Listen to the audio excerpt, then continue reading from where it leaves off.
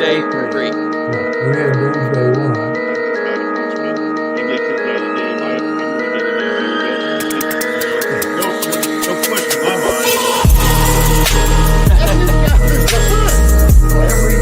He came from one of the toughest areas of Phoenix. Most of his friends were even divorced. Praying for his safety and on the defense, talking about it. You better get your ass to the ball. You better get to the ball. I just gotta say, when it comes to Dallas, Different. For sure, and they would have thrown it off because this guy gets off you. And I go to bed every night like, G, man, I promise you that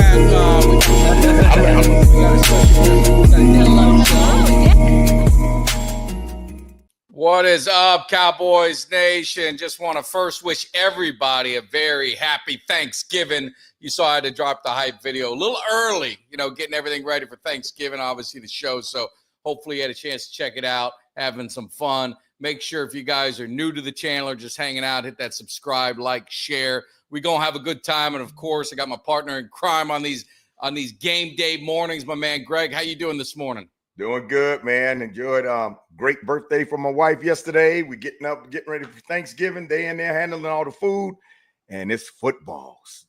Well, I saw some sort of spread you had. Now was that a birthday spread I saw with all Yeah. We did me and my brother-in-law put together a big crab boil for the birthday. So it turned out marvelous. Had a lot of friends and got family that's staying over. Had a great time, man. Great time. It was good. She enjoyed it. I tell you what, I don't know. I mean, usually see what I did last night. I had hardly any dinner. I had a slice of pizza. I got to get this stomach empty. That way I can really take everything in today with all the fixings. And to me, the sides are the most important thing. Like the turkey's a turkey, the ham. But I only get, sweet potato casserole once in a while, only get some greens once in a while, only get all the mac and cheese, all the different sides. You only get, sometimes it's only once a year. I don't know why. Right. But so I like to, I'm a big side dish eater on Thanksgiving, not so much the turkey and ham. I don't know how you are or people in the chat. What's kind of your routine on Thanksgiving? Well, I mean, the sides are the most important thing. I mean, the turkey's going to be there. That's a given. But those sides, man, you look forward to those. And you look forward to hoping you got plenty of leftovers, too, because you want to munch on them late at night and the next day through the weekend watching the games. Oh, yeah. Looking forward to it. That's the best. And this is kind of like one of those really cool, weekends, because not only we get the Cowboys on Thursday, Thanksgiving, and it's always memorable. And we're going to share some Thanksgiving Day memories for the Cowboys, maybe good and bad. We'll see how it goes. Love to get you guys to participate in the chat. I will turn the phones on if anyone wants to call, share some memories, share some thoughts on the team. We'll leave that open. This is going to be a pretty laid back show for hour or so, depending on how much interest and vibes we got going on Thanksgiving, because I know you guys got a lot going on. So definitely I'll put the phone number up and we'll share some stories. But looking at the game today, I mean, playing a Giants team that's real, and the Cowboys, it's what you and I kind of talked about, and I talked about it with Kelly, is everything is doom and gloom, but it sure feels good when you win, and it just changes everything, right? It just changes your outlook. It changes a little bit of hope that you might have in the season, and it also could. We know it can change on a snap of a finger, drop of a dime if Dallas were to stumble, especially against these Giants teams. So how are you feeling about the Cowboys? How do you feel about this game overall? I know there wasn't a lot of confidence people had in Washington. I was very confident in it. I will say that. And I put my money where my mouth is and made a little scud all over it. So how are you feeling going into this game against the Giants? I feel good, man. I just don't want us to take them for granted, and I want the Cowboys. They're at home. We haven't won a home game yet. I want them to go in there and play the Giants hard and show everybody that the way they play the Giants is the way they intend on playing everybody else. Don't go in there and play soft and play down to your opponent, because that's how you can slip up. Show us that what happened in Washington, that you guys are still on that level and you want to continue to compete at that level, because you got some big games coming up, and we need y'all to go out there and win them. See, That win made us feel great. Besides the fact how we won it, where we won it, and we got the Giants after that. It's not a great opponent, but somebody that we should beat so we can feel a little bit better and motivated. And how they play the Giants today is going to be the most important aspect for me to tell me that these guys have gotten their mojo back and now they're ready to go out there and take no prisoners. Yeah, no, I mean, this is, Drew Lock looks like he's playing. DeVito, I mean, neither one of them are any good. So, I mean, I guess it really doesn't much matter. So, I mean, you're going against their third string, second string, whatever you want to call them, quarterback. There's a lot of internal turmoil within the organization with the coaching staff. Malik Neighbors just came out. But, I mean, they still got a formidable defense. I mean, they still can they've got some talent there. Neighbors can be a problem. So the Cowboys, this is a game, and they shouldn't take any game lightly. They shouldn't look at anybody the way that they've played all year. This is one of those games where, we used to call them those get-right games, right? So you feel good about Washington. This could be one of those get-right games where you just give them a beating, and now you've got a little, almost like a mini bye. And I believe is Cincinnati the next game? Yeah, I think Cincinnati's the next game. Cincinnati's the next game on Monday night. So you not only get another day back, and we talked about it. Martin is out, Ferguson with the concussions out, Diggs is questionable. Nealand is doubtful. They put Richards and Carson on our IR. They had some injuries, so you're going to be without them. But like I said, Brandon Cooks is coming back. So you're getting guys back. And I think if you get past this game, you're going into that Cincinnati game more than likely with all those guys that are injured back. And it would be probably the first time, in a long time that they've been at full strength. Obviously, they don't have Dak. They're not getting him back the rest of the year. So I don't want to put Dak on the back burner, but he's not. He ain't here. There's no help he's going to give. So it's all going to be on Cooper Rush. And Cooper Rush is a capable quarterback. I mean, you're not going to get he's not going to take over a game, but he can manage the game. And if this defense can continue to play well, which I think they've played well, right, for the last 4 or 5 weeks, whatever it's been, this is, they could get some traction, right? I mean, they play one team with a winning record the rest of the way, and that's Philadelphia. And you don't know by the end what Philadelphia is playing for, how much they're, you just don't know. Right. And I really, really don't want the Cowboys to go out there and lose the momentum, because that game in Washington was a thriller, and you hope that their mindset on Thanksgiving Day, being home, playing the hapless Giants, you hope that their mindset is they're looking at each other saying, look, guys, this is a game we could easily stumble on if we go out there half booty, and I go out there and say, I'm not going to play hard because I know you're going to play hard, but you're saying the same thing to yourself, but I'm not going to play hard because he's going to play hard, and everybody's thinking the same thing. And then we get Drew Lock come out there with their third and fourth string offense and on Thanksgiving Day embarrass us. Come on now. That is the only thing I'm concerned about. When I see them come out the gate, I'll know right then what kind of game that they plan on playing. And if it looks like they're playing to win, it's going to be a great day. Yeah, no, absolutely. I think they will. I mean, the one thing I would say too is and Kelly and I kind of talked about it. And Kelly was hard on Parsons, and there was question, hey, do you trade him? Do you this? Do you that? I mean, hopefully all of that is put to bed. I mean, Micah Parsons has come. You see the difference when he's on the field with this defense. That he wreaks havoc, and he is if not the best defensive player in the NFL, he's definitely top 2 or top 3.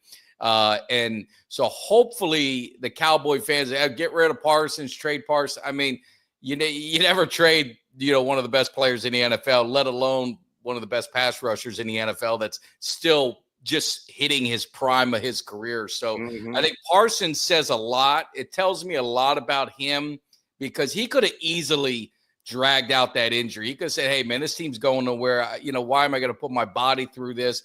We don't have the horses. We don't have the guys back. But he came back, and took a leadership role and just has been a one-man wrecking crew on that defensive line that we know has been depleted. But now you're getting guys back, and you're getting other guys that all they want is an opportunity. You talk about like a Josh Butler. You know, you talk Yes. about his story, and you talk about some of these other guys that, you know, Wanye Thomas, some of the guys that are making some plays. They just need opportunity. And that's what you love to see, is these young guys elevating their game and pushing some of these veterans to say, hey, some of these veteran guys say, hey, I better get the moving. Otherwise, I'll be moving out of here come next season. So I think these last games, regardless of if they make the playoffs, regardless of how it finishes for them, this is an opportunity to find out who's in, who's out, because the train's moving forward next season. We've had our bumps. I think hopefully it's a lesson learned with the front office about what they need to do to give this team the best opportunity to win. So, I mean, what's your thoughts on some of these young guys stepping up? Well, you know, just like Wanye Thomas said in the post-game interview, he said, the reporter asked him, said, you know, I know you guys are fighting hard and like blah, blah, blah, and says, you know, are you guys concerned about your jobs? And Wanye said, yeah, we're fighting for each other, but yeah, we're worrying about that too. He said, I'm one of them, you know, coming up on contract.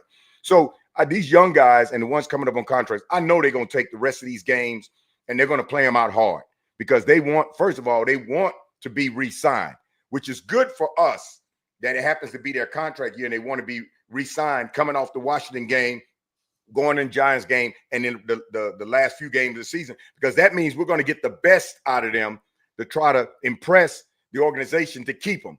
And and Josh Butler, like you said, he's got that history he has out of Michigan State.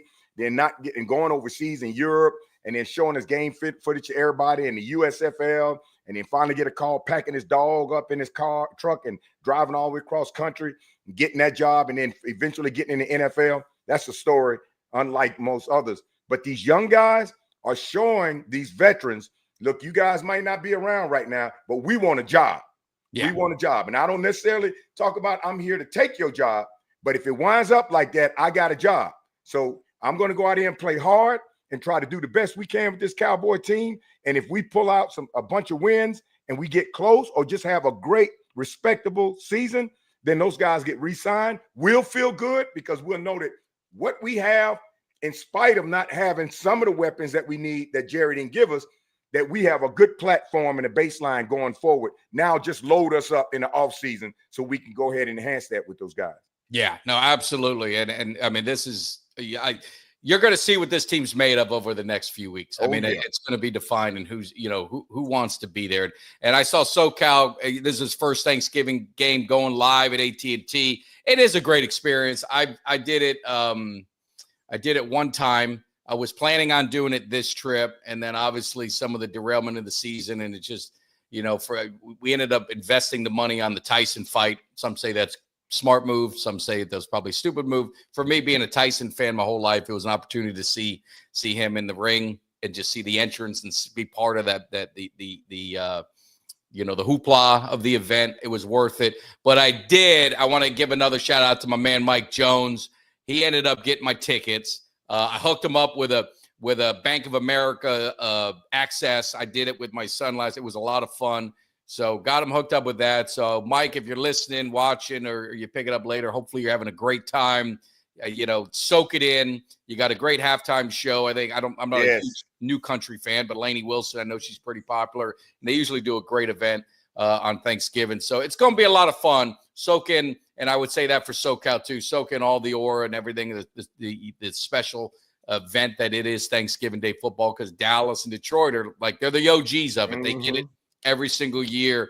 And looking back, just kind of to switch the gears a little bit, looking back to some of the memories, and I'll put the phone number out. You can call if you want. Don't worry if you don't, because I got enough memories to talk about. If there's anything you want to share, a moment, maybe you were at the game, maybe you remember it.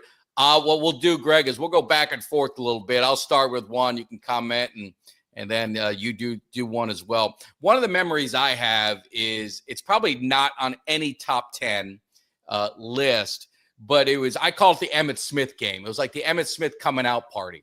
And I just remember it. I had the Dallas Cowboy Weekly and the USA Today or whatever. I think he ran for like 130 yards. It was on Thanksgiving. And I just remember the one move going in the line, and he kind of did a spin move and then went through Washington again. And it was just like the game it was his breaking out party. I mean, he had a Mm-hmm. nice rookie year, but I believe it was 91 was that game, if my memory serves me, or it could have been his rookie year. But it was just, I don't know if you remember that game, but it was just like the Emmitt Smith coming out party. As a kid and a big fan of Emmitt Smith, it was really cool.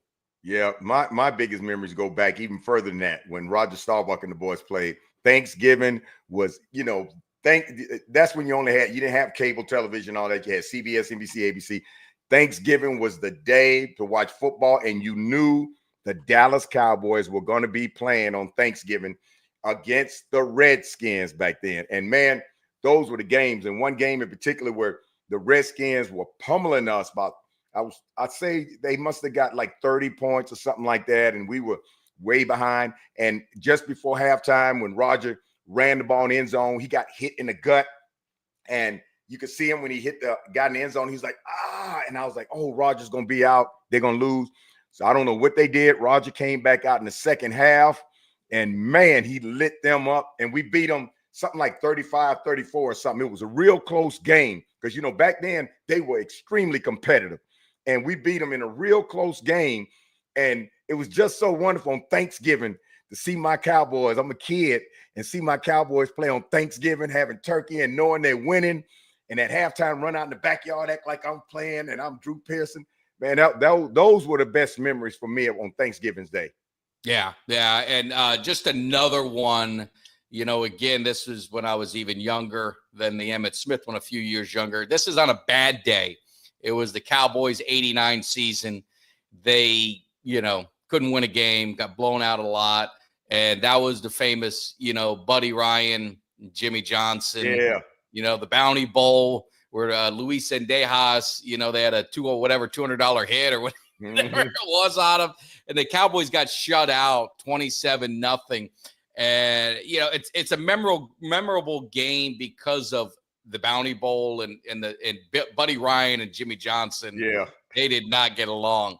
But to me, it was one of those games that the Cowboy players and talking to Gogan and, talking to some of those guys that were part, Moose Johnson kind of talked about it, watching, the growth of that Cowboys team. That was one of the games they always look back to, when they play Philly. And if you think about it, in the 90s, they absolutely embarrassed Philly, ended their season in the playoffs anytime they played them. I know poor Reggie White, even when he was with the Eagles, then when he went to the Packers, the Cowboys ended his season in the playoffs every single time. So that game was just a memorable point of the season. As a low point, but it was a game I'd never forgot. Yeah, well, and another one for me was my wife and I went to this was just a few years ago. We went on Thanksgiving Day to watch the Cowboys and the Redskins just before they turned to Commanders, and we had Amari Cooper, and we had great seats, and then the halftime show was remarkable. I mean, it was beautiful. You're inside. It was warm. You want to sit there all day. You don't want to go anywhere. It was just so happy. And we came out, and Dak, I think Dak might have been on the 20, and Dak threw a ball to Amari Cooper down the middle. Amari Cooper caught it. 2 Redskins defenders on him. He turned and did one juke and took off to the left, and they couldn't catch him. And we got up and we were cheering and hollering, right? And at that point, I knew we had the game. We're going to beat it. And it was a competitive game because they were good. Yeah. They were good, and people were worrying about them coming in and beat us. But it was a memorable occasion. We stayed at the Gaylord Resort. And so you know what that's like. We had the inside room. So it's already set up festive like it's Christmas. And you had Thanksgiving dinner. And then you go to the game. And it's beautiful in there in the game and the halftime. And then we win the game and you see good big plays. Man, I'll never forget that Thanksgiving Day. Yeah, no, I remember that game. And there's so many with the Cowboys, obviously because they play for Thanksgiving. You're gonna have some great memories.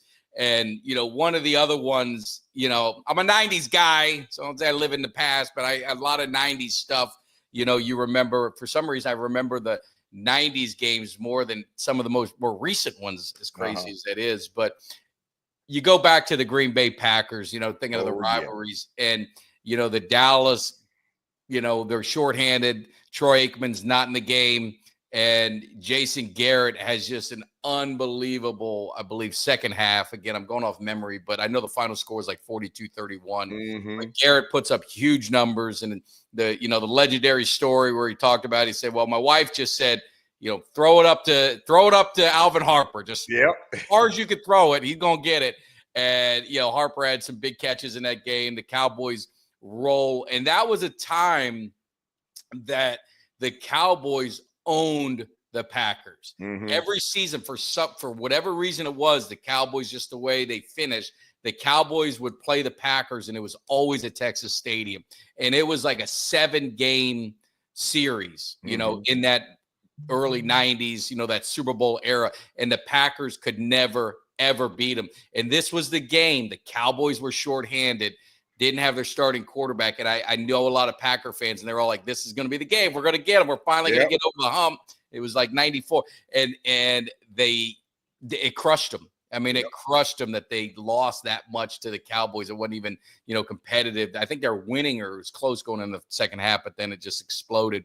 So that was one of those memorable games because it was a big rivalry, Packers, Cowboys, and just beating them again with Jason Garrett at quarterback. It was like, we own you guys.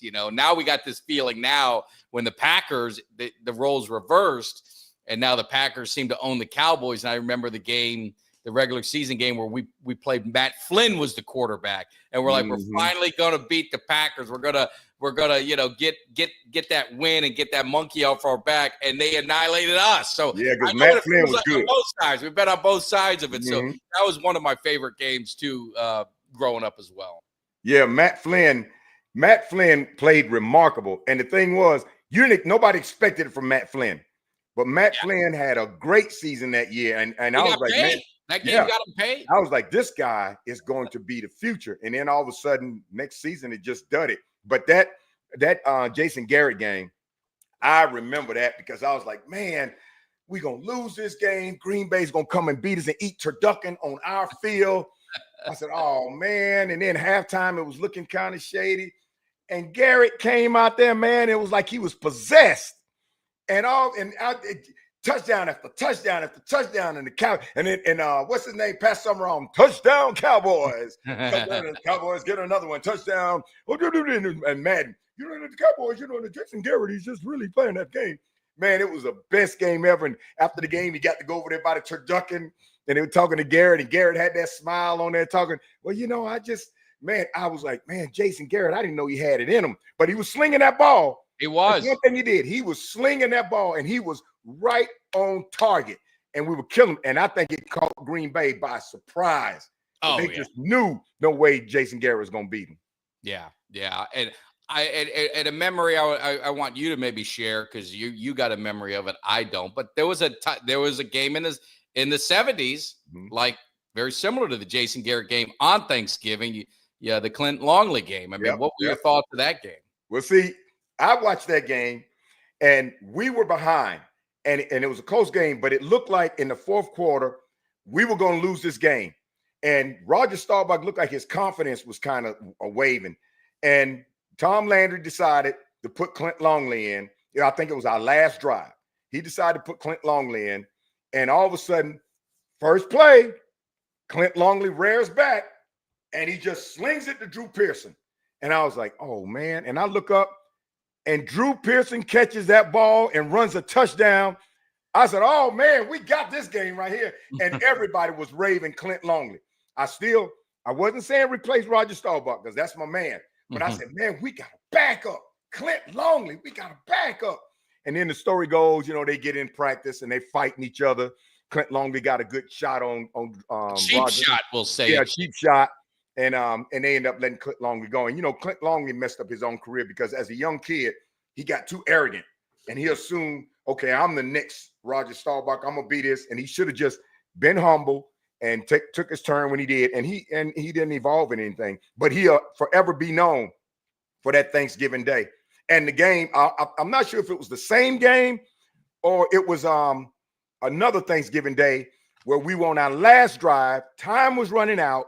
We were on the goal line, and they called the play, and the Redskins thought we were going to run it. Roger stepped back and just threw an alley-oop right there in the corner in Hollywood, not Hollywood here. Yeah. It, who was it? Tony Hill. Tony Hill. He threw it in the corner. Tony Hill caught it. And all I saw was, because this is Tony Hill's famous thing. Tony I think Hill I got a picture of that signed. We got him. Man, and that was it. Did I send you that picture? I thought I sent you a Tony Hill picture signed. No, I don't have Tony. I mean, like this. I ordered a Tony Hill picture when he go in the end zone at the Chargers like this. Okay. But I don't have one like that. I thought I sent you one where his arms are up because I had him sign one for everybody. Remember when he was on the show? Hold on a second. You're killing me with that. I know it was, but Hold up. I got Tony Hill. I thought it was. He personalized it to each of us. I think he did. Oh, yeah. No. Yeah, but that's the I think that's the Chargers one. But he's doing his hands in the air. Yeah. Man, No, but that was a game because when he caught that pass, and it was like it might have been third. I don't think it was fourth down. It might have been third down, and they were holding us on that goal line. We couldn't run the ball for nothing. And then Roger just stepped back real quick and threw it up, and the cornerback wasn't looking for it. The cornerback was maybe thinking somebody was going to come around the end, and Tony got one step on him, and that's all it took.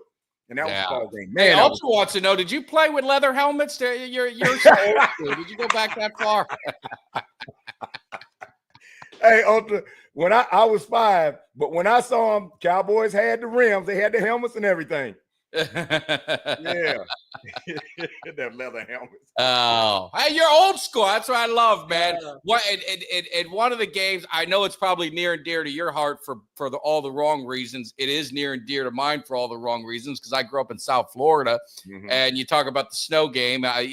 Dallas, Miami. I'm in a house full of Dolphin fans.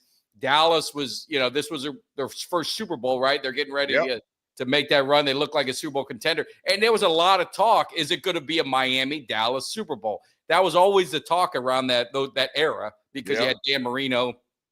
Obviously, the Dolphins were always a top team. They could never get over the hump in the playoffs for whatever reason. It kind of reminds us of our Cowboys sometimes. But that game, I remember the Kevin Williams, from the U. You understand when he did the punt return. Like this in the end zone through the snow. Yeah. But the end of the game was absolutely just crazy, and the Cowboys lose the game. It'll always be known as a Leon Lett game. Where were you? And obviously, your wife's a Dolphins fan. I mean, how was the house during that time? We were at Robins Air Force Base, Georgia, and I'll never forget that game. My wife's a Miami Dolphin fan, and Dan Marino played. They got to play Dan Marino, and we're down there, and Cowboys are win. It's a close game. Oh, yeah. Cowboys are going to win. Just don't touch the ball after the kick. Cowboys are going to win this game. And I'm thinking, they're going to hit that field goal. They're going to win. And then when he missed, I said, we got it. And all of a sudden the ball's rolling. And you see somebody doing like this. No, telling Leon, no. And Leon slides in there, try to get and the Miami guys, when the ball was kicked, they ran to it and going around it like this. And I guess Leon thought when you run around it like that, that means somebody had to recover a fumble type because if you look at it, it's almost like they baited him to come and try to get the ball or bait any Cowboy to think you need to go and recover the ball. And Leon took the bait and ran in, tried to recover the ball and slid and touched it and moved it. And then Miami got the ball and the rest is history. Yeah, the rest is not. It's not like that game hurt us. We didn't really. No, it ended up. The story was Leon was in the training room and he was just Jimmy Johnson. Those are just absolutely emotional, upset. Thought he was going to get cut. Thought that was going to be the end. And back in the day, Jimmy Johnson would cut a guy. I mean, he cut Kirby Richards in a heartbeat. But Leon Lett was such an important part of that defense and that defensive line. That game probably did more good for the Cowboys because they didn't lose another game. That's right. They didn't lose. I mean, I think that game was kind of a wake-up call for them, and maybe it bonded them together through that tough loss and picking one of their teammates up who was just so emotional about felt like he lost the game for them doing that. So it was, some of these games, can be a turning point. There was a time, and I mean, and if you look at some of these Cowboys, you know, when they've had their runs, even on some of these recent teams, it usually started with that, you know, that Thanksgiving Day game, and then you kind of get that extra. It was almost like a mini bye, and you kind of cruise to the finish line, and you hope maybe the Cowboys with this team, maybe they get this win, get healthy, and then they cruise to the finish line. But another Dolphin game. So I said the bad. We got to talk about the good. I don't remember the final score, but I remember Dan Marino. It was near the end of his career. And obviously we had Dion prime time. I know Coakley was on the team, so it was around. I remember that. And we gave them a beating. Dan Marino, I think, was coming back off an injury or something like that. And it was in Miami. It was in Dallas, Thanksgiving Day. I remember one in Miami. Yeah. Now there was a game in Miami. Yeah, we played them there a few times, but this is on Thanksgiving. Marino threw 5 interceptions, and Dion ended up taking, you know, I think he took one to the house. And I always just remember after the game, they said, you know, Dan, you know, said he wasn't throwing the ball well. It just maybe wasn't, you know, coming off the injury too soon. And Dion's like, I don't know. The one he threw to me was a pretty nice pass. Nice spiral, looked good. And hopefully my memory is still good, but I believe that was the game where he threw 5 interceptions. But Dallas and Miami seem to play a lot on Thanksgiving. Yes. You know, we only play Miami every 8 years at home. So it's not often, but when they do, they usually put that Miami game on Thanksgiving, because that's one of those rivals that it's an interconference rival, but Miami Dallas, it just, I don't know, it always looks pretty cool when they're playing each other. Yeah, and we did play, and I remember we played him in Miami once, and it was a good game. We intercepted Marino, and there was a tip ball, and we got that one intercepted. I can't remember. I think we lost that game late, but it was a good back and forth game with the Cowboys. And they played each other every so often. But when they played each other every so often, it was almost like the Cowboys-Steelers game, because Dan Marino was great like he was. We were good. And every so often we played them. People saying, you know, these two teams right here could possibly meet each other in the Super Bowl, you know, because that's how great they were and how good we were. Yeah. But I love I remember that Kevin Williams, when he got that punt return and ran it all, and he got it and he got to his own. And you're a guy from the U. I'm going to send you a Christmas present. You're going to like it. I'm not going to spoil it. It'll bring back a memory for you. I'm gonna send it over to you. But yeah, that was one of the games. I'm trying to think. I think I went through. I kind of just jotted down notes of those games. Is there anything else, even in the recent years? Is there anything that kind of stands out to you as one of just a great classic? Because the Giants, and I was trying to think of a Giants Cowboys Thanksgiving Day game that had a lot of, you know, memory, but I couldn't think of one. It's mostly Washington. I'm not sure, but I think maybe we played the Giants when Lawrence Taylor was with them on a Thanksgiving in Dallas, but I'm not sure. It could have been a Thanksgiving weekend. Yeah. But I want to say we played them in Dallas on a Thanksgiving. I'm not sure. I can't remember. Well, if it was Lawrence Taylor time, hopefully I probably don't want to remember that. Yeah, they were back and forth, though. They were back and forth. Yeah, those were back and forth games. Yeah. I mean, Lawrence Taylor, I mean, to me, you know, just talking about the Giants in history, I mean, he was the greatest defensive player that I've seen play, you know, and you know, as far back as I can go. You go back a little bit further than I do. But was there any better, just defensive player overall? Was there anyone better than Lawrence Taylor? No, not when Lawrence Taylor joined the Giants. That man was an absolute beast. And when Dallas would play him, that's the only guy I worried the most about. And I'm pretty sure our quarterbacks were worried about him too, because they did not want to get hit by Lawrence Taylor. Remember now, Lawrence Taylor was going through some issues back in those days, but when he got on that field, he was out to kill.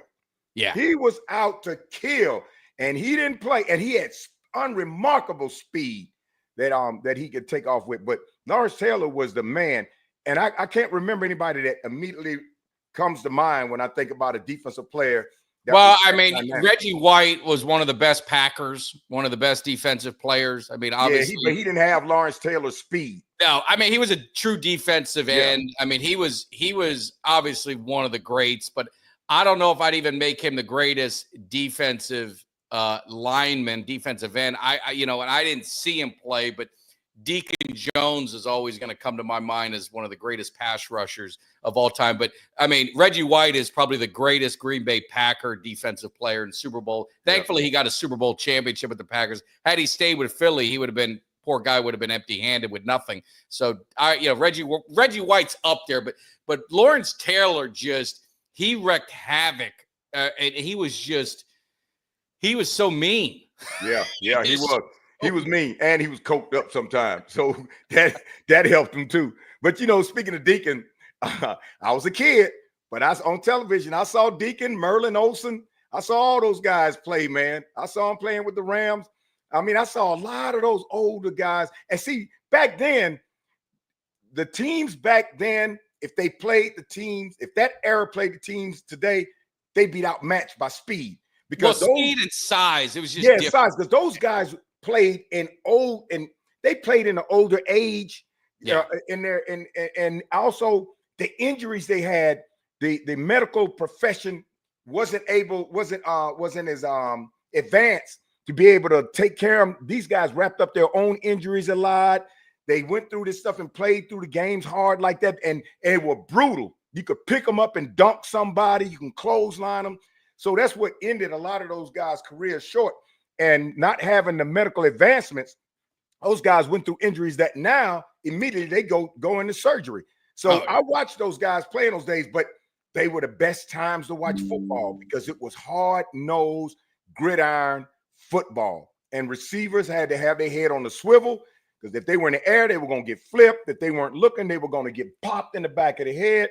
Yep. And it was just great, man. And watching the Cowboys play through all that with them big horses we had, man, it was something else. Bob Lilly and all those guys, man, it was something great to watch them guys play. But like you said, when you started getting in the late 80s and Tom Landry still had that old team, and we started looking, you can tell we were an old bunch of guys, and something needed to change because everybody else was moving forward with a newer generation, speed, quickness, height, agility. And Dallas was still trying to hang on to that old team.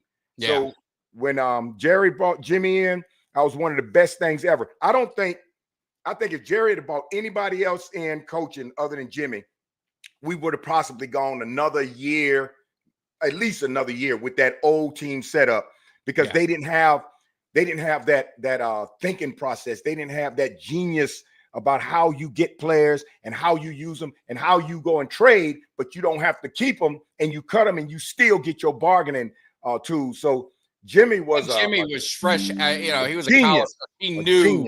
He knew the talent in college. He was a great, evaluator of talent. So he understood a lot of that to where if you would have went, if Jerry would have kept on Landry one more year or got a, retread NFL kind of coach, I don't think the Cowboys would have had that success that they had in the 90s. I think getting a college guy, getting, a guy like Jimmy Johnson was so critical for the success to really turn them around because they were an old team and there was just kind of a, they needed a huge, just kind of a shakeup. And I would say Eric Williams, one of my favorite offensive linemen. There's no doubt. I mean, Eric Williams, maybe they get that fourth with him. He was so important to that team.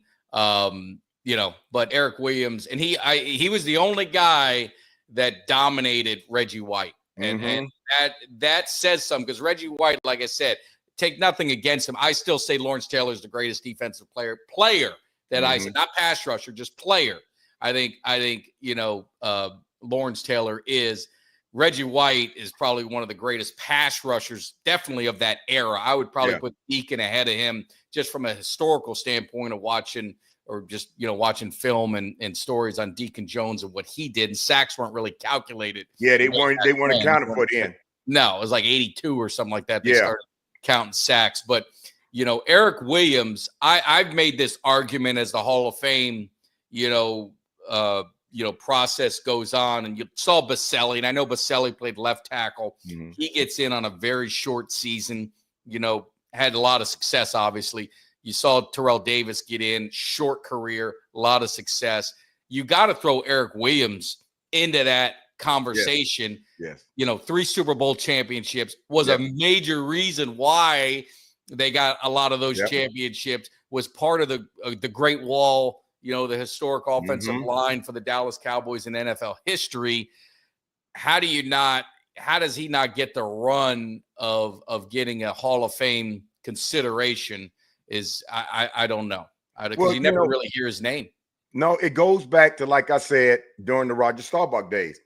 I could take a big third of that team and say they easily deserve to be in the Hall of Fame. And I noticed as time was going by, when you start getting into the 2000s, that's when I noticed the writers and the voters, they started to forget about the generation behind them. And a lot of those writers and voters are younger than me. Yeah. And all they see is what's in front of them. And I used to get mad in the 2000s about how all these people were going, who in the hell is this? All these people were going first round ballots, and they forgot a whole barn of players back here who easily deserve it. And then I started noticing in the late 2000s, some of these guys that are in the media, some people are putting them in the media. Some people are putting them in the media so they can be seen. And as they're being seen, their name is being brought up, and the people sitting on the broadcast with them are every now and then saying, yeah, one day you're going to be in the Hall of Fame. You deserve. And the writers see that, and the writers are feeding on that. And next thing you know, they're in the Hall of Fame. And I'm like, wait a minute, you got Too Tall Jones sitting back here, Harvey Martin, and a host of people during the Roger Staubach era that should be in the Hall of Fame, and nobody's talking about them. And those writers aren't doing anything about it. And then when I heard Peter King, and I'll never respect Peter King ever, when Peter King, they were talking about on CBS football, NFL football, this is when Chris Carter, his name came up, this before he got in the media. And they said, Chris Carter, don't you think Chris Carter deserves to be in the Hall of Fame? He's got the numbers. He's doing this and that. And Peter King says, I'll never vote for Chris Carter. I tried to interview Chris Carter one time, and he said this and that. I'll never. And I'm sitting there saying, you fool, you don't not vote for him because he's because you didn't like the interview. And the other players around the media in that circle, when they were on CBS, they said, man, quit calling. Is it an emergency? You need to grab it? And he said, they said, no, you can't do that, Peter King. This man, you got to go by his numbers. You got to go by his numbers and the numbers that he's got and everything and what he's doing. And this man earned this and blah, blah, blah. Peter King, nope, I'll never vote for him. So every time I see Peter King come on television and do some interview, I look at him, man, I want to throw peanuts at him, because that's the kind of writer who has a vote, which they shouldn't even have, because they never played the game. He has a vote, and he contaminates the whole process, because imagine how many other people he feels like that about. Oh, they make it personal. Yeah. And all those people from back then, they need to go back and get those players first before they start out first round ballots of people that we just seen in the last 10, 15 years. I look at it and I believe this guy's a Hall of Famer, so I'm not throwing shade on him. I'm not. But, when I think of John Lynch and Darren Woodson, I think Darren Woodson should have been in the Hall of Fame before John Lynch. I mean, if John Lynch is in and Leroy Butler's in, Darren Woodson should be in. That's just my own opinion. Yep. Maybe I'm biased. Maybe I am. I've seen them all play. Darren Woodson changed the way, safeties were looked at. I mean, he was a nickel cornerback before there was nickel cornerbacks. He was covering.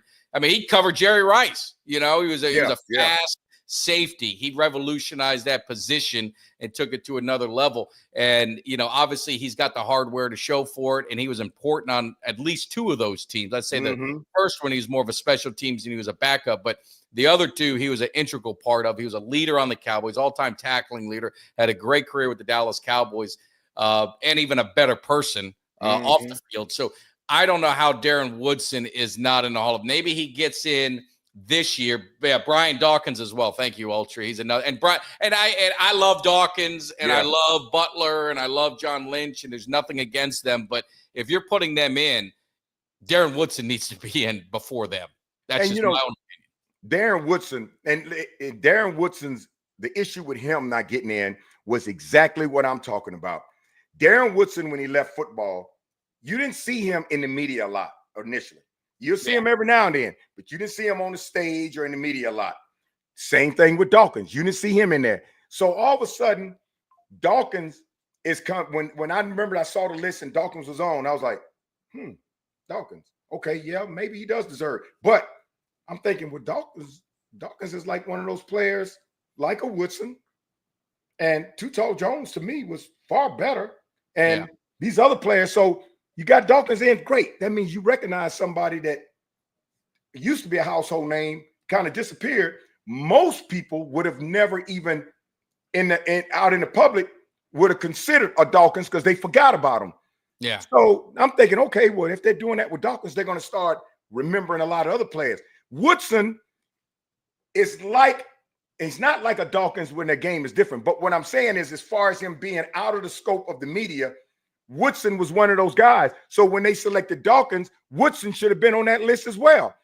The great thing about Woodson was Michael Irvin, other players constantly talk about Woodson in the media. They constantly are bringing up Woodson's name. Woodson's, you see him a little bit more in the media now on certain things, and he's become more visible, and his name is being talked about more by Cowboys folks and other folks. And when he's interviewing or they say something, say, yeah, I hope you get in there, man. You deserve it, blah, blah. Now the writers are looking at it like, how did we forget him? Okay, yeah, let's go ahead and put him in. And it's a shame because these writers are going by what they see in the media, who they hear a lot about, and then they're putting them in. And the household names, you know, the Paytons and all these household names, you know they're going to be first-round ballots. They're household names for this generation of writers today. So 5 years later, they become first-round ballots. These guys we're talking about from the 90s and back, these voters don't do research. They don't go in some thinking tank and say, let's look at all these players from the past and who deserves to be in the Hall of Fame. No, they go by what they see in the media every day. They go by who they see out in the public. And I guarantee you, none of these Hall of Fame voters, except for some of the old ones, none of the Hall of Fame voters, when it comes time to select people, I bet you they don't sit down and do research and go back and look at players from way back first and then come forward. They go by what's right in front of them, and they put those folks on the list. And it's a shame that some of the folks on the list are players from back when they had leather helmets, that those guys just now getting their due. And that's a shame. So one way to fix it, increase the number of Hall of Famers that you select each year. And I think the reason they don't do it, Mike, is because they concentrate on the Hall of Fame ceremony and the speeches. Then do a 2-day event. Yeah. That's it. Do a 2-day event, but increase the number, because there are players out there that should be in the Hall of Fame that is ridiculous. And Too Tall Jones is one of the first ones that comes to mind. And if they take Too Tall Jones, they've opened up Pandora's box, and they have to look at the rest of the Cowboys from his era. Yeah, and they take 2 veteran guys a year. I think they could take up 2, so it'll be interesting. And I saw some Sean Taylor stuff out there, and I retweeted it. I can't believe it's been 17 years since we lost Sean Taylor to an unfortunate incident that should have never happened. And the story of it is he had a party at his house, and I believe one of his sisters or someone had friends that came over, and they saw Sean Taylor's house, and they saw the stuff, and they were over in Fort Myers, and they said they're going to drive over thinking that he was not going to be home, and they were going to rob him. And he ended up just being home because he was injured. Yeah. And shot him in the side. Fatally shot, and so sad, so unnecessary. It broke my heart that he was with Washington, of course. Yeah. But one of the greatest, he would have gone down as one of the greatest safeties of all time. He would have. He was already playing at that level. The way he played and the big play capability, just everything about him. Just really sad that today it's been 17 years and gone too soon. And I saw a video with his daughter. She's obviously in college and, grown up, and she was just a baby then. And just really, really, really sad. So definitely give some thoughts and prayers and love to Sean Taylor and his family, because it sucks. He epitomized Miami Hurricane football. Yeah. And when he came to NFL, he did exactly that. The way he played with the Miami Hurricanes, he brought that to the NFL. And the era that he came in, you could do that. If he played today as a rookie, he'd be fine. He'll be fine all throughout the game because of the way he hit and the way he played. But Sean Taylor reminded me of Roy Williams when Roy Williams with Dallas. Players on the other team would tell you, I don't want the ball across the middle. And if I get the ball and I'm running and I see Roy coming, I'm going to try to lay down, because Roy would hit them 100 miles an hour. Bam! Roy would knock people's teeth out when he played with Dallas as I think a safety. Yeah. And Sean Taylor was the same way. Same way with just unbelievable athletic ability. Unbelievable athletic ability, skill, height, and speed, and can get to you in a heartbeat. And I tell you, I think posthumously, I think Sean Taylor should be inducted into the Hall of Fame. Because I can't do that. To me, he was at Hall of Fame status. He was, but he didn't. Then you're really gonna be, then it's gonna just kind of lessen it. Like I just, it's unfortunate, but I can't see him. But what I will say, this is the problem, and I don't know if he's joking with me. I don't know if this is an age thing, but my man said Woodson won't get in. Yeah, I saw that. Of Earl Thomas and Rodney Harrison. Now, I don't know if you're joking, but Earl Thomas, a Hall of Famer, is absolutely laughable. Rodney Harrison, nice career, not a Hall of Famer either, in my opinion, my humble opinion. Nice safety, but not a Hall of Famer. So that's where the problem is, and maybe that's a age gap. You didn't see Darren Woodson play. You don't really understand, whatever it is, but there is no way in hell Earl Thomas is a Hall of Famer or Rodney Harrison. No, and see, that just goes to say, just like you said, it's a generation. That whoever said that. And you're just trying to aggravate me now because now you say made him better than he was. Dude, I'm not going to put any more of your stuff on there because I think you're probably just trying to get under my skin. Sean Taylor was probably one of the greatest college safeties that ever played the game. Yeah, but anyway, I'm sorry to cut you off. Some things get me. I know people say stuff to get under my skin, and it's working. I can't let you do it on Thanksgiving. Though. What's the matter with you? But Jay Recruiter, you didn't live through that era, and when people, and if they live through the very tail end of it, they never grasp the whole scenario of this person's life and how they played the game.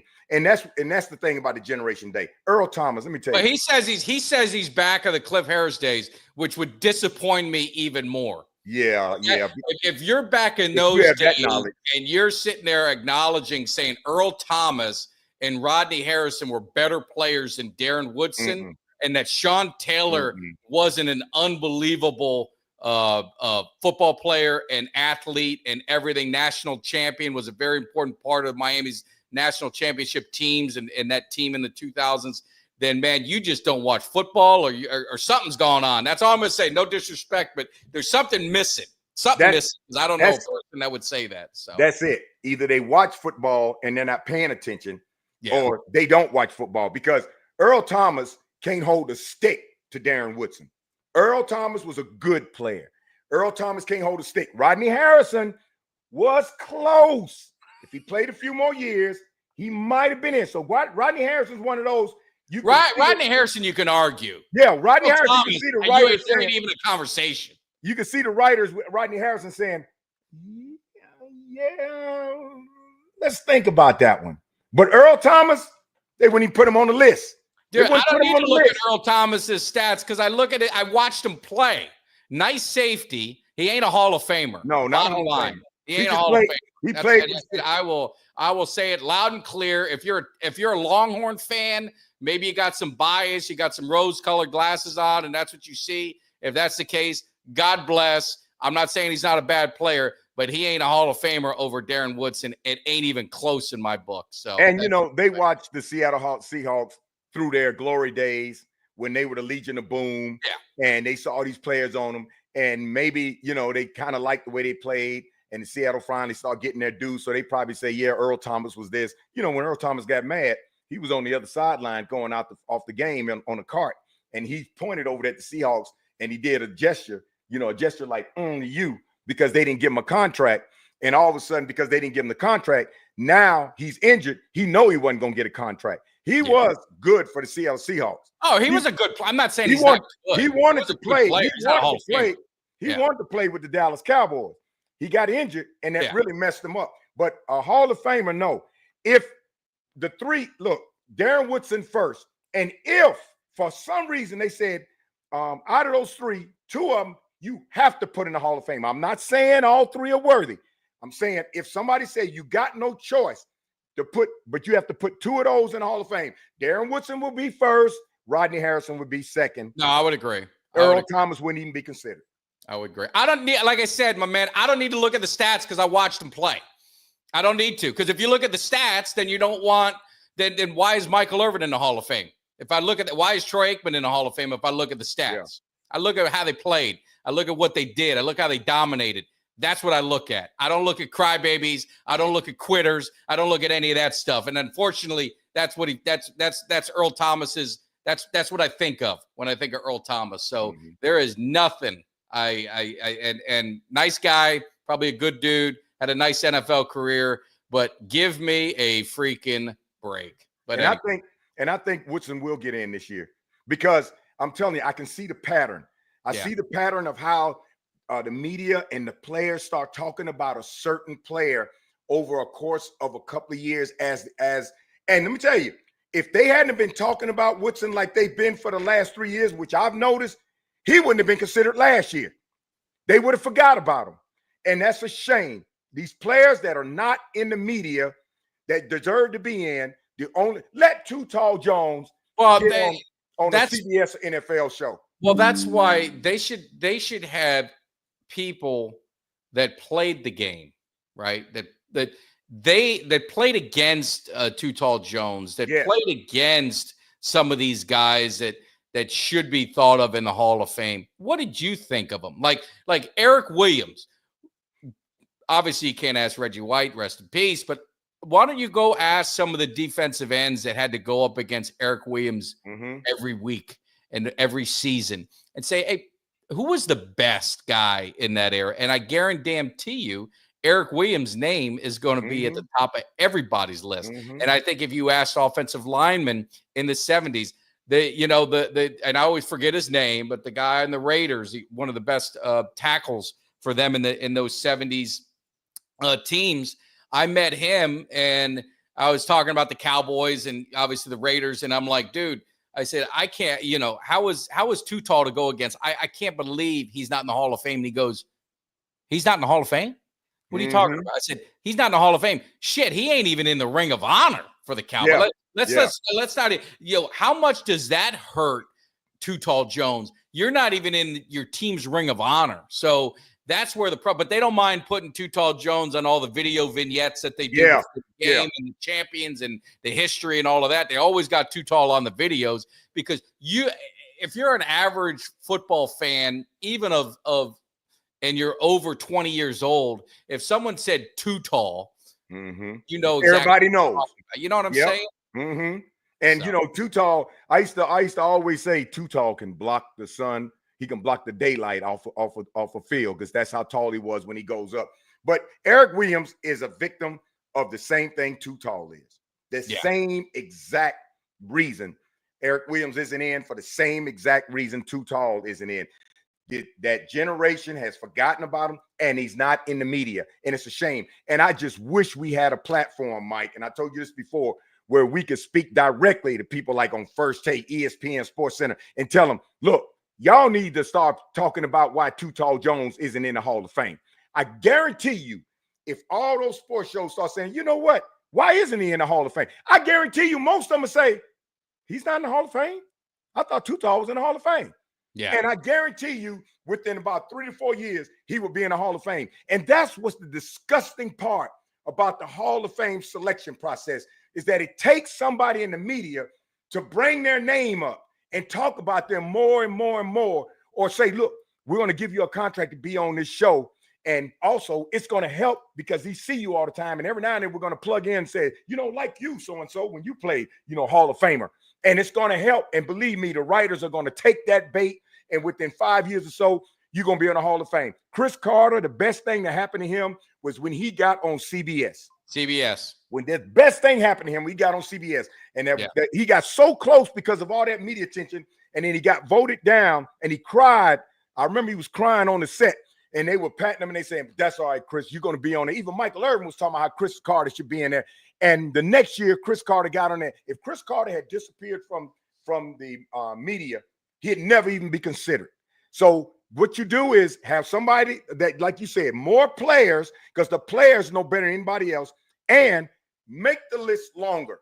Don't make the list short because you're concerned about how long speech is going to be on the Hall of Fame day. Make the list accordingly for the players who earned the right to be in there, and have a 2-day event if it's all about speeches, because they deserve to be in there. And people like me that go way, way back, it's injustice to these players. And I hate when they say the legendaries, the Legends group here to get his award is his grandson or his wife. And I'm like, fools, you knew this guy existed years and years ago, and he was alive. You could have gave it to him then, but it's just pathetic. It's pathetic. Oh, well, and then the one guy, even like Cliff, we had his son on. We had his son on. Our linebacker, Chuck Howley. Oh, I mean, that was the same. He's going through all his issues, and anyway, and he didn't even get a chance to truly enjoy that time and that memory with his family and all of that. 10 years prior, he would have been able to. Oh, absolutely. Yep. Absolutely. So anyway, it's So anyway, that's my thoughts on the Hall of Fame. And that's my thoughts on a lot of these players and what makes a Hall of Famer and what doesn't. And to me, it's not always numbers, like, because you could compare numbers in different eras.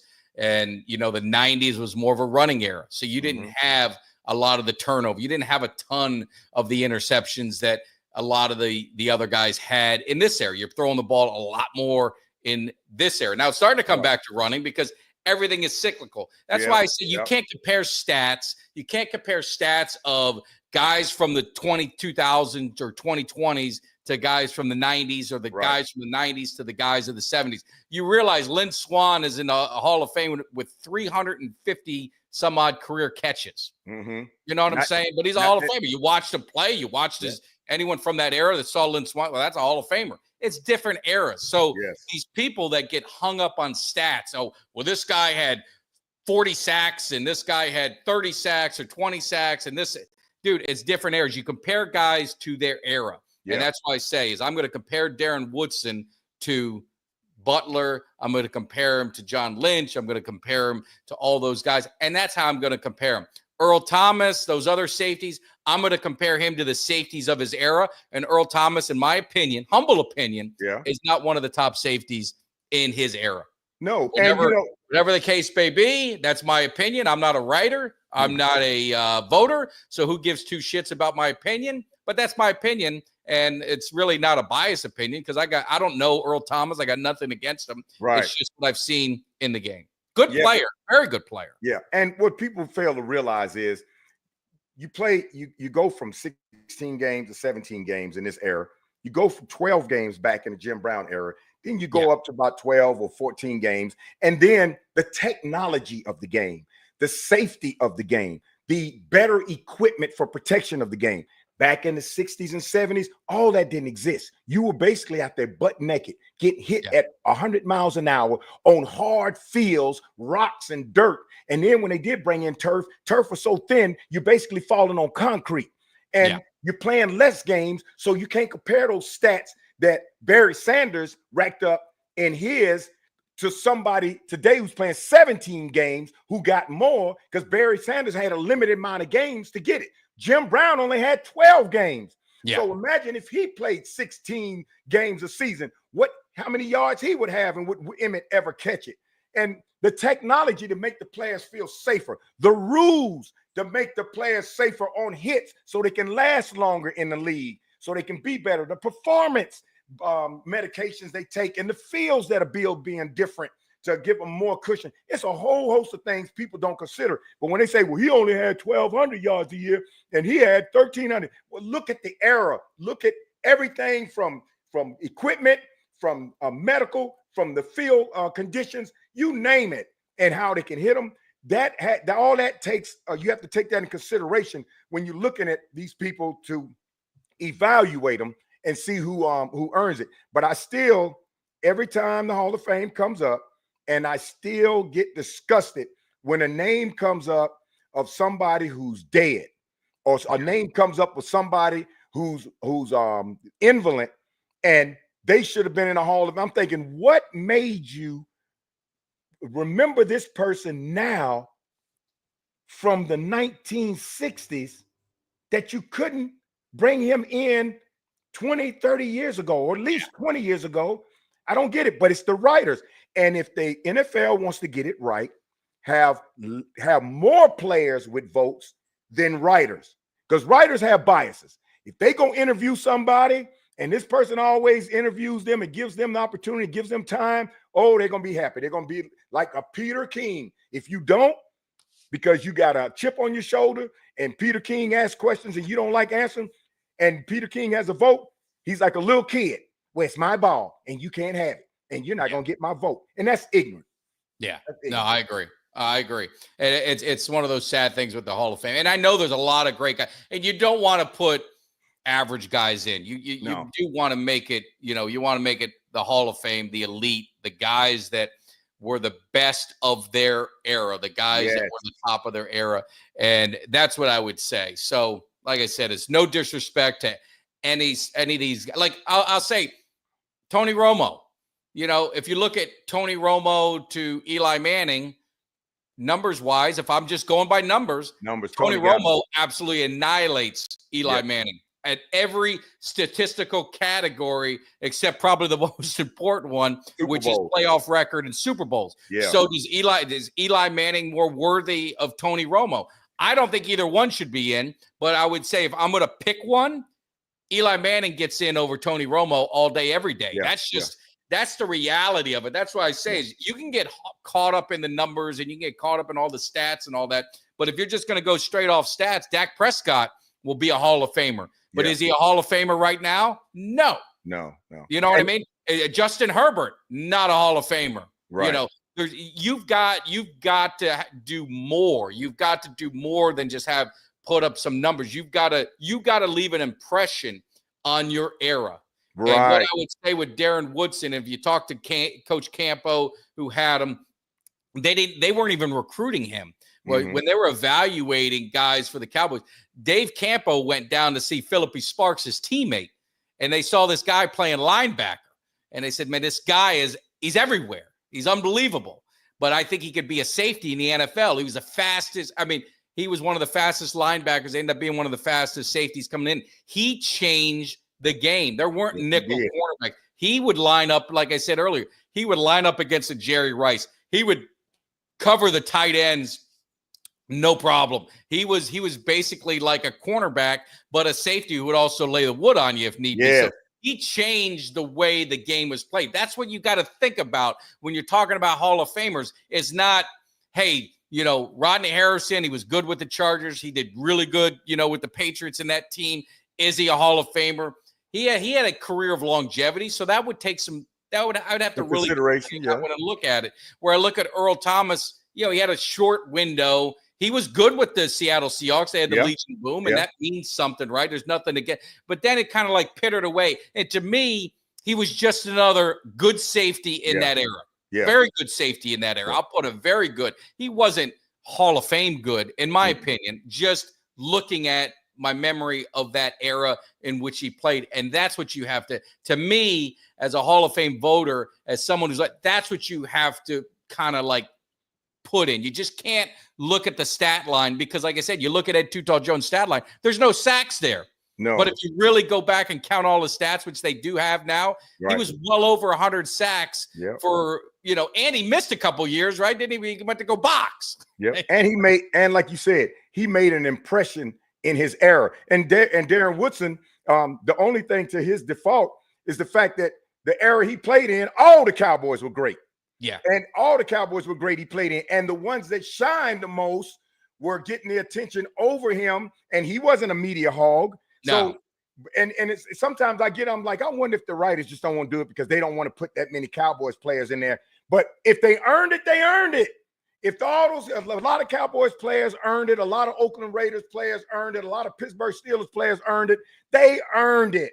Don't act like, well, we can't only put in a couple of Cowboys. We got some Cowboys in there that earned it and need to be put in the Hall of Fame, and just do it. And Woodson happened to be on a team where a lot of people were playing at that Hall of Fame level, and he wasn't out in front of the media all the time. And people failed to see that because they saw these right here, but he was doing the same thing on defense.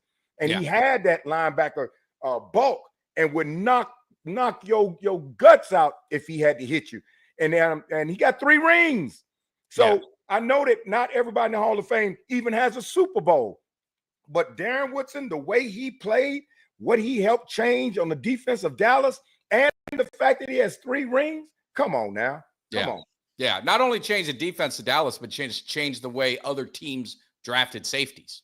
I mean, just other teams, because it was like, Darren Woodson said, and I saw it in the chat, if Roy Williams played in the 90s, he probably would have been a Hall of Famer. That's the way safeties played. And Darren Woodson was kind of in that era, so he was different. He wasn't, the Ronnie Lotts. It wasn't, that type of safety. He was different. He changed. The safety position changed when he came. So that's just something, again, that adds to it. We talked about Harvey Martin. Obviously, he should be in. He's another great guy. And every team can go through. I mean, we're just talking primarily Cowboys, but if I was an Eagle fan, or if I was a Washington fan or a Giants fan, I could make arguments for a lot of other guys too. Like, some guys on the Giants that have been overlooked. I think Harry Carson finally got in, didn't he? He finally got in. Okay. But he was another guy that, to me, he was a Hall of Famer. He's a Hall of Famer. Well, and one of them should be in Tiki Barber. The only reason Tiki Barber's not in? I don't know about Tiki. Wait, listen, Tiki earned it. The only reason Tiki Barber's not in, because when Tiki left the NFL and everybody was talking about Tiki's going to get Hall of Fame, Tiki divorced his wife while she was pregnant with twins and went to CBS or somewhere like that and messed around with a girl there and blah, blah. And that right there is like, oh no, untouchable. Stay away. I don't like, to me, when you're looking at running backs, they got to be the best. Like I would say, when you look at numbers, you could say, there's some like Jamal Charles at some point was like a top guy, but he's not a Hall of Famer to me. No. To me, it's running back is probably the hardest position to put a Hall of Fame guy in now, because it's got to be sustained dominance over time. And that's hard to do as a running back in this era, because you said the guys are bigger, stronger, hit harder. I mean, they wear down. So you like, if you look even at this era, like who would be in the Hall of Fame in this era? Like Derrick Henry. No brainer. Saquon, if they I don't know Saquon. Like I got to see more out of Saquon. Like if I would say, if they continue for a couple more years, that's hard to do. Yeah, not today. Not today. Like if Saquon retired today, I don't think he's a Hall of Fame. No, but if they continue a few more years, they'll be Hall of Fame, because they're already on the Hall of Fame radar of writers if they can play a few more years. But I really do think Tiki earned a position in the Hall of Fame. But I know why he didn't get it, because instead of writers saying, well, he got into this kind of trouble over here, and everybody in the media saying, everybody out in the public saying, oh, Tiki, you did her wrong, you shouldn't have done that. So they don't want to touch that controversy. And then all of a sudden the NFL gets all this flack from everybody. How could you put him in the Hall of Fame when he divorced his wife and she had kids? That's exactly why Tiki's not in there. Tiki was on the verge of going in until that incident happened, and they just totally threw him off the radar. He may get in later after everything has calmed down, after years have gone by. Some generations have forgotten about that, and they may put him in there. But he's one of the running backs I think should have been it's in even there. like Zeke was on his way to a on Hall his of way. Fame, but he hit a wall and he couldn't sustain that dominance. I mean, it's hard as a running. I mean, it's going to be like running backs are almost going to be like the way the safeties are. Like it's harder and harder to get into the Hall of Fame for if you're a running back because they're not going to be able to load up, you know, on that longevity of dominance. It's going to be very hard. Like Derrick Henry is just a generational. I mean, he is still at this level, just being. I mean, he's the one that you could say, damn, could he catch Emmitt Smith? I don't know if he will, but I mean, his body is still in phenomenal shape. He still delivers the punishment more than get the punishment. So it'll be interesting. But I mean, I love Hall of Fame talk because it's a great debate. I don't know if there's a right or wrong answer on some of them because they're all opinions. Yeah. My eyes see differently than yours. Yours see differently than mine. We we see very differently than Recruiter there. Right? I mean, we're not even in the same prescription. Yeah. But hey, he might have valid points. He may be right. I mean, he saw the game a little bit different than we saw it. So there's no right or wrong answer, but I think we can all agree that there's a portion of some of these guys that just have continued to be overlooked that probably need to get the respect and acknowledgement. And before their time. If I ever get the opportunity, ever on media, anyway, I don't care if the news is in our neighborhood and they're talking about the street flooding or something, somewhere at the end of that, I will say, yo, the flood was all down there, but our house was saved. Put Too Tall Jones in the Hall of Fame. I don't care if I ever get a chance to say anything to anybody who's connected with national media or in it. I'm going to keep saying on this crusade about Too Tall Jones because that is a travesty. And I'm trying to get him on the show. I've been working it. I'm trying. I'd love to promote it. At this point, Zeke may not even get in the Ring of Honor. Oh, he don't deserve to be in the Ring of Honor. I don't even see him getting the Ring of Honor. If he gets in the Ring of Honor before Ed Too Tall Jones, I would be so, or even Harvey Martin. I mean, we forget Harvey Martin sometimes too. I would be absolutely so pissed off. And it's nothing against Zeke. I like Zeke, but I mean, don't disrespect. That's just a slap in the face to those two guys. That any other owner of the Dallas Cowboys would have put those people like Harvey Martin, Too Tall Jones, they would have put him in the Ring of Honor a long time ago. That's a Jerry thing. That's totally a Jerry thing there. And I will leave the Hall of Fame talk with this because I saw my man Recruiter said that the playmaker was the GOAT. Now, I don't disagree with you. No. I will argue to anybody that in his era, give me a receiver, and I know Jerry Rice is the GOAT, so I got to exclude him, but I'd even put him in. I would take Michael Irvin, give me a game to win, give me a team. I would take Michael Irvin at wide receiver over him. Didn't have the blazing speed, but he was physical and he caught everything. And he demanded the ball, and his passion for everything. It was unmeasurable. But go look at his stats because you're the guy preaching about stats. If you go look at Michael Irvin's stats in his era, you'd put Sterling Sharp in the Hall of Fame over Michael Irvin. So that's where I'm just trying to emphasize to my man, because you preach stats. Go look at Michael Irvin's stats. He would be Tim Brown better than him, Jerry Rice better than him, Sterling Sharp better than him. I could go a laundry list of players stats-wise that are better than Michael Irvin, but Michael Irvin was better than all. I would take Michael Irvin over all of them, in my opinion. And that's why I say you can't always look at stats. You got to look at the player, the era, the offense, everything that went with it. But I will tell you, without Michael Irvin, Dallas doesn't win 3 Super Bowls. Without Emmitt Smith, they don't win 3. Without Troy Aikman, they don't win 3. And there's certain players that you can make that argument, and you say that. And so I just leave it at that. I don't know if you agree, but anyway, it's just emphasizing. And today, I know the Giants' defense is decent.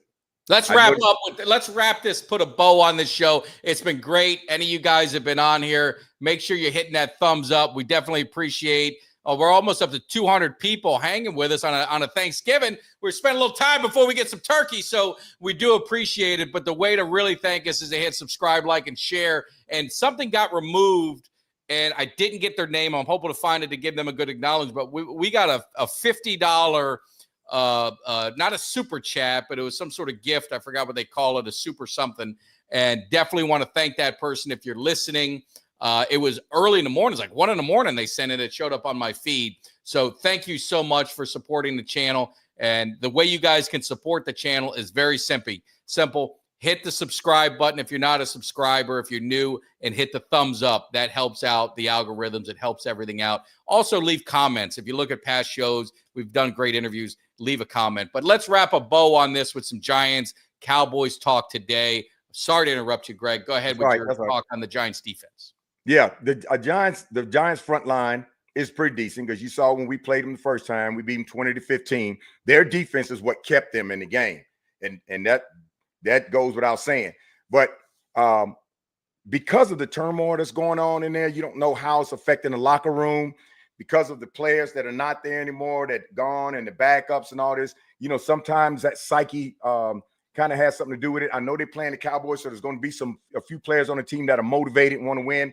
It's Thanksgiving Day. Some of them may be saying, you know what, this time of the season with the locker room issues, with the players that are gone, it's a business decision for me. I'm not trying to get hurt out there.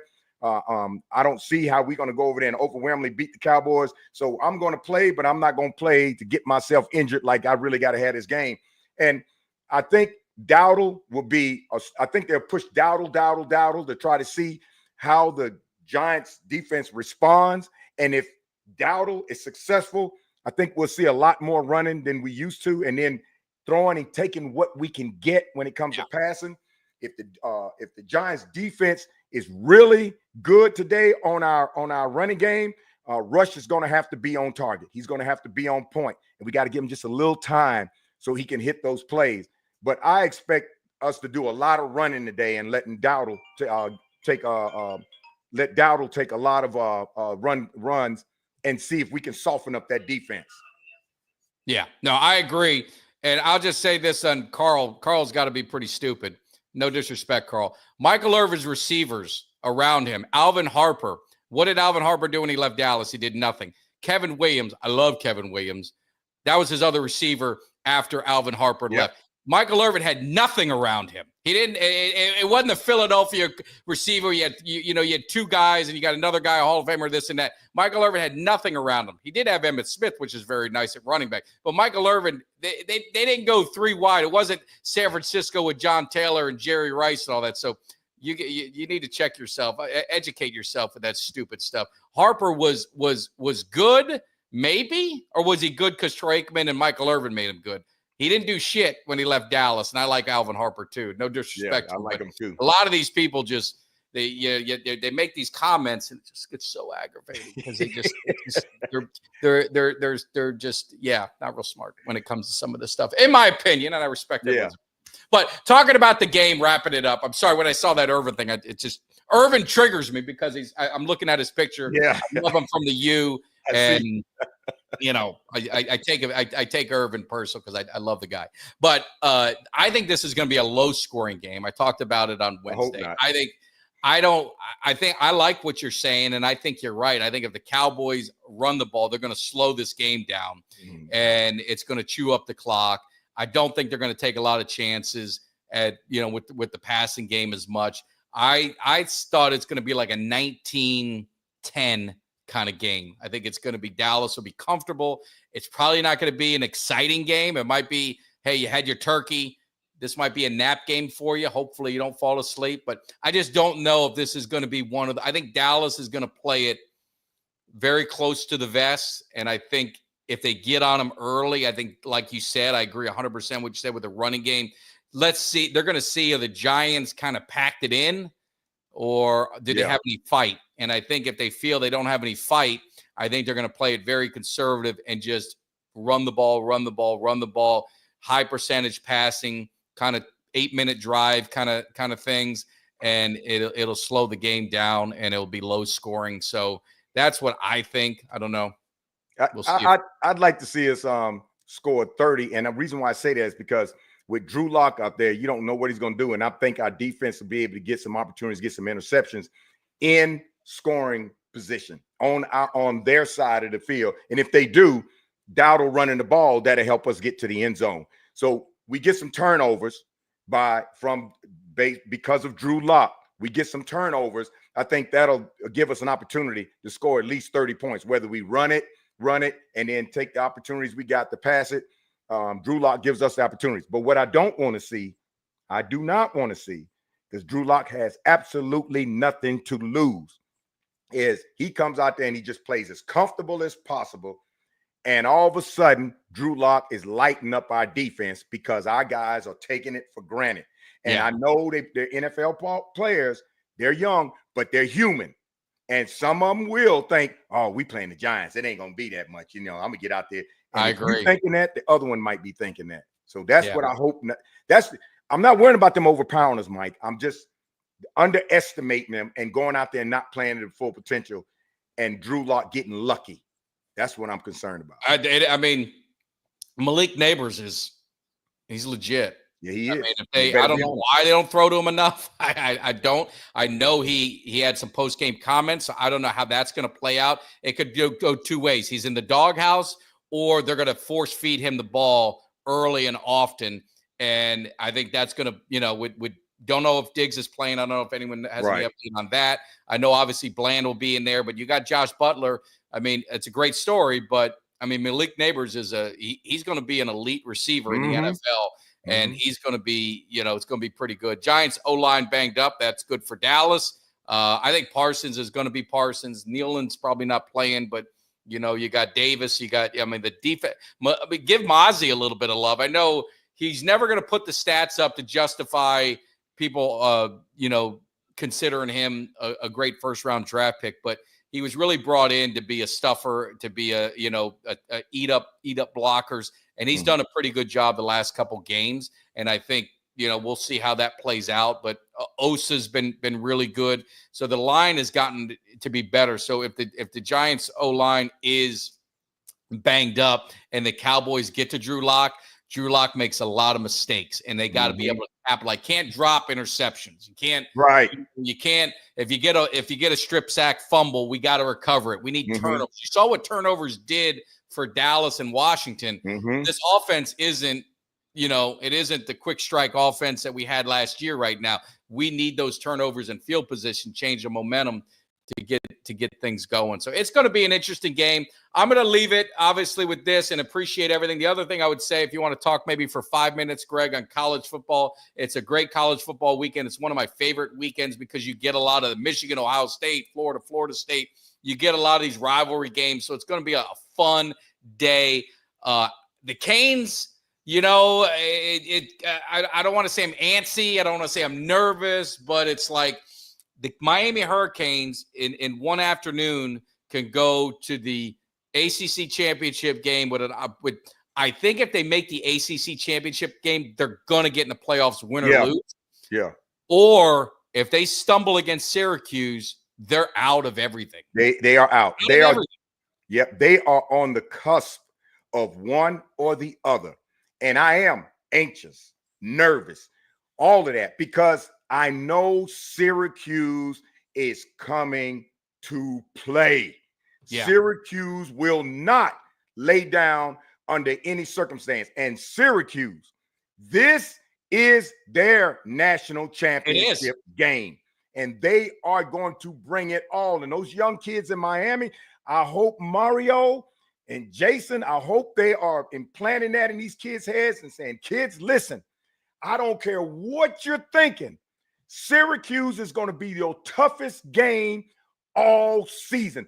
They're looking to knock you out and to get that pride for themselves in the last game of the season. And I'm telling you, they're going to bring everything they got to Miami. And we better be ready for it, because we're so close to finally getting an opportunity to go to the ACC championship we've never been. And it will be great if we can get there against SMU. But if not, they're going to put Clemson, two-loss Clemson. It's just the same way for me about Notre Dame. You ain't in no conference. It's You the lost to ACC. Northern Illinois University, and Yeah. you're number 5. I never will understand that. But their loss, you got to remember, one of their losses was to Georgia, won a conference loss. You know, that's the problem. That's going to be the problem. Miami would have 2 conference losses, and that puts them out. I like that they got Lyle running the ball some. I mean, they have a 3-headed monster with Fletcher, Martinez. They're doing that change of pace. So I'm hopeful that they need to get on Syracuse early. And it's the same thing I saw with Michigan and Ohio State. I agree 100%. I think Thomas said Ohio State, they're looking for blood. Yes, I mean, they're going to try and embarrass Michigan. Yes, indeed. And I think they're going to do it. And I think Miami has to have that mindset. Now, they don't have the rivalry, so they don't have that inner thing like Ohio State and Michigan have. So they used to back in the day when you had McNabb and you had McPherson and you had Marvin Harrison, you had all these guys, and it was just a good rivalry when they were in the same. So that's the part that you want to see. But I would say this about Miami. They got to jump on them early. The defense played well last week. The offense didn't. It seems like it's yin or yang. It's like one or the other. They need to come together. This is their last opportunity before the championship game. They have just been playing hot and cold, and they've got to play together. If they jump on Syracuse early, that deflates them because, like you said, they're coming out guns a-blazing, nothing to lose. It's like when you're fighting, when Mike Tyson in his heyday, and you were going after you had to survive the early round. If you survived the early rounds, you had a shot. Bone Crusher Smith took Tyson to the distance. It wasn't that good, but he was able to take Mike's early flurries. You know what I mean, and make it a decision. The Canes have got to go out and annihilate them early and deflate them and kind of knock them down and knock them out. And then I think they cruise. But if they let this game hang around and they let it to be a 1-possession game, the pressure is going to shift to Miami every minute that goes by. And Cam Ward has been phenomenal. But Cam Ward, the only thing I'd say on Cam Ward, which drives me insane, he holds the ball too long. Runs around in the pocket too long. I don't know why he doesn't use his legs more in those opportunities. Right. Because he is quick, and when he does make positive plays. But I just ask Cam Ward is stay within yourself. Use your weapons. You've got some of the best receivers in college football. Trust your receivers. Trust your running back. And then when in doubt, run, slide, get the first down, and live for another play. Don't try and make too much out of one play. Right. So if they do that, we're going to be fine.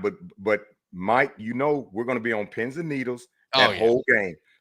So get your nerves ready, the anxiety ready. If somebody needs to take some heart pills, take them, because this game, once again, we're in Miami, it's going to be that way. It would be gracious. It would be awesome if it turned out that Miami went in there, punched them in the mouth, and kept punching them in the mouth. I just don't see it. I don't see it. And I want to be surprised. I want to be surprised that we go in there and punch Syracuse in the mouth and Syracuse isn't ready for it, and they just roll over. That's what I want to see. But if not, I want Miami to pull this out under any. We are very close. I mean, it's just so much riding on one game. It's just so insane. One game. It was a lot like Ohio State, obviously, is like that. Texas A&M and Texas. We hadn't really talked about that, but they're going to be, the Texas A&M stumbled against Auburn, cost me some money. Now they're going to be at home, the 12th man. That used to be a big rivalry. Obviously, it kind of died off, when A&M went to the SEC, but now maybe it's back with Texas being in the SEC. So, see if this is back. But this is a game where you think Texas should roll, but A&M is going to have something to say about it. That's going to be a good game. And if Texas loses that game, they're out. Yep. You know what I mean? It's like, and they're right there like a 2 seed or whatever it is. I think they're out of it too. So there's a lot of pressure going on these teams. This is like a playoff atmosphere for some of these games. So it's going to be good. I'll be at the Hard Rock because that way, if things go south, I can drink my sorrows away if Miami stumbles. So it's going to be a lot of fun. But hey, 165 of you guys on Thanksgiving morning, where I know you got so many other things to do, to come hang out in the cave. Greg and I do appreciate it. It's a lot of fun when we get some interaction. I love the chat. And again, it's all great conversation. I respect everyone's opinion.